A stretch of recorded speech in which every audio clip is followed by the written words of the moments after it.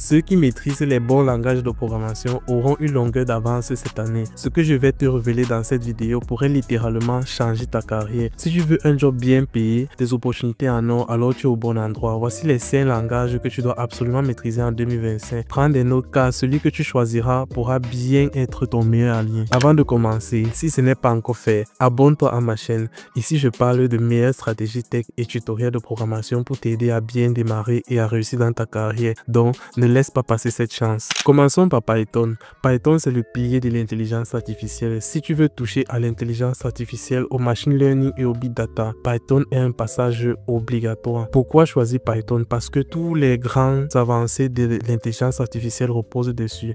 Tesla, OpenAI, Google, tout le monde l'utilise. Avec des bibliothèques comme TensorFlow et PyTorch, tu peux créer des modèles IA ultra puissants. Si tu veux un job dans l'IA ou dans Data Science ou tu veux devenir data ingénieur, Python est fait pour toi. Le deuxième langage, c'est Rust. Sécurité et performance, ça ce sont les deux éléments principaux lorsqu'on te parle de Rust. Si tu veux un langage rapide et ultra sécurisé, alors bienvenue dans l'univers de Rust. Rust est la référence quand il s'agit de déterminer les bugs liés à la mémoire.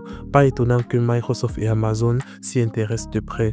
Alors si tu veux bosser dans les systèmes critiques, Rust est vraiment une pépite avec laquelle tu vas démarrer ta carrière ou alors propulser ta carrière. Le troisième langage, c'est Kotlin, l'avenir du développement mobile. Si tu veux créer des applications mobiles modernes et performantes, Kotlin est ton allié.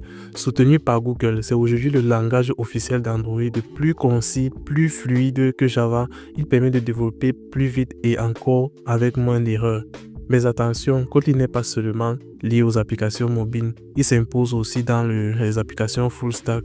Et ça, c'est un game changer.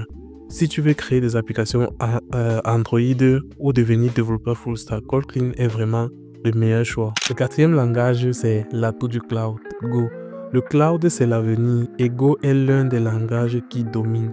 Conçu par Google, utilisé chez Netflix, Uber et Dropbox, Go est le principal acteur pour créer des systèmes ultra scalables. Il est rapide, efficace et surtout il gère de charges massives sans brancher. Bon, tu l'auras compris, si je te parle de cloud, c'est qu'il faut penser à Go. Donc, si tu veux te spécialiser dans le cloud et les architectures back-end, Go est mon must. Et en 5e position, on a TypeScript.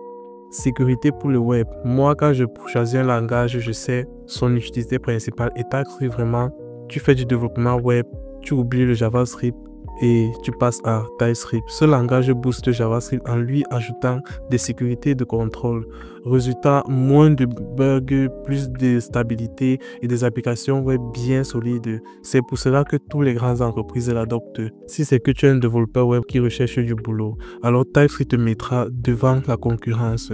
On est arrivé au terme de cette vidéo. Si c'est que tu veux un job stable, bien payé et plein de perspectives, ces langages sont tes meilleures options. Maintenant, c'est à toi de jouer. D'ailleurs, dis-moi en commentaire lesquels de ces langages comptes-tu apprendre en 2025 et surtout, si tu veux toujours être mis à jour des tendances tech et de découvrir de nouveaux tutoriels, alors abonne-toi à ma chaîne. On se retrouve dans la prochaine vidéo.